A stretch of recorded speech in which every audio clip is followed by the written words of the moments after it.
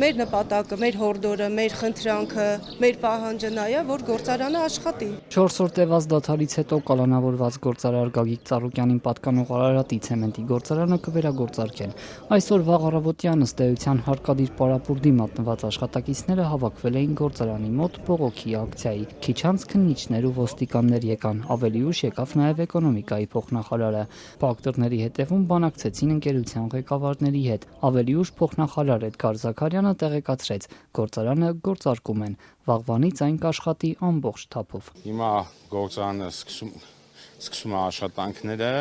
հուսանք մի քանի ժամից արդեն փոքրիկ տեխնիկական խոչընդոտները կավարտվեն, վաղվանից լրիվ ռեժիմով կաշխատի,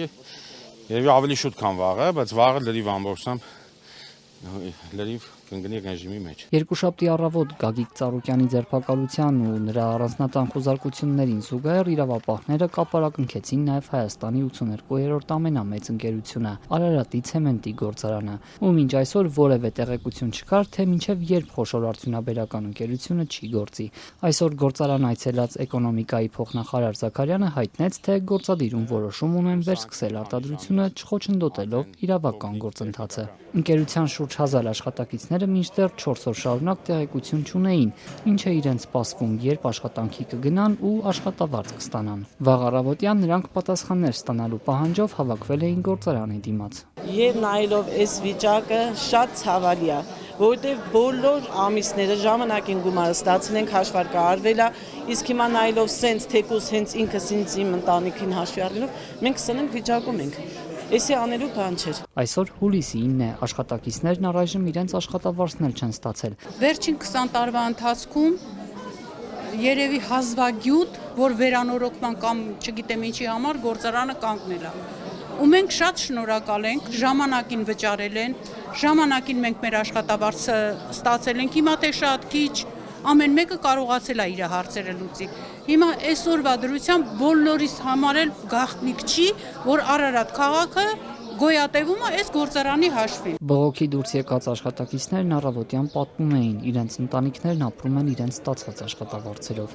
Մեկը մինչև 170-ից 180 հազար դրամ է վաստակում, մյուսը փոքրինչ ավելի շատ, պարտքեր, վարկեր ունեն, ինչ են անելու հարցնում են։ Մեզ ոչինչ չի, դա քաղաքական պատճառ ունի, թե չունի, դա մեզ չի վերաբերում, կարելի է ասել։ Մենք աշխատում ենք այստեղ, աշխատել ենք 35 տարուց ավել ես աշխատում եմ։ Ես երբեք խնդիր չի եղել գործարանի հետ կապված։ Փաստացի միայն այսօր տեղի ունեցած բողոքի ակցիայից հետո որոշեցին վերսկսել արտադրությունը, ու մինչ աշխատակիցներն այս հարցերն էին բարձրացնում, մայրաքաղաքում վարչապետ Նիկոլ Փաշինյանն ուղիղ սպառնում էր Արարատ ցեմենտի աշխատակիցներին, պնդելով, թե մեջբերեմ պատվերով գործողություններ իրականացնողները կազատվեն աշխատանքից։ Նրանք ովքեր կանեն այդ կարգի գործողություններ, այսինքն, չգիտեմ, մարդկանց վրա ճնշում կգործադրեն եւ այլն, փորձելով նրանց մղել գործողությունների, ազատվելու են աշխատանքից։ Այո, սպառնում եմ ըստ էության։ Նախընտրական քարոզարշավի ընթացքում Նիկոլ Փաշինյանը հայտարարեց Արարատի ցեմենտի գործարանը պետականացնելու մտադրության մասին։ Այսօր արդեն հայտնեց, թե այնտեղ ժամանակավոր կառավարիչ են նշանակելու, ինչ ընթացակարգով ու իրավական հիմքերով, ում եւ ինչ ժամկետներում կնշանակեն Փաշինյանը չհստակեցրեց։ Արարատ ցեմենտը անցած տարի ավելի քան 6.2 միլիարդ դրամի հարկեր է վճարել։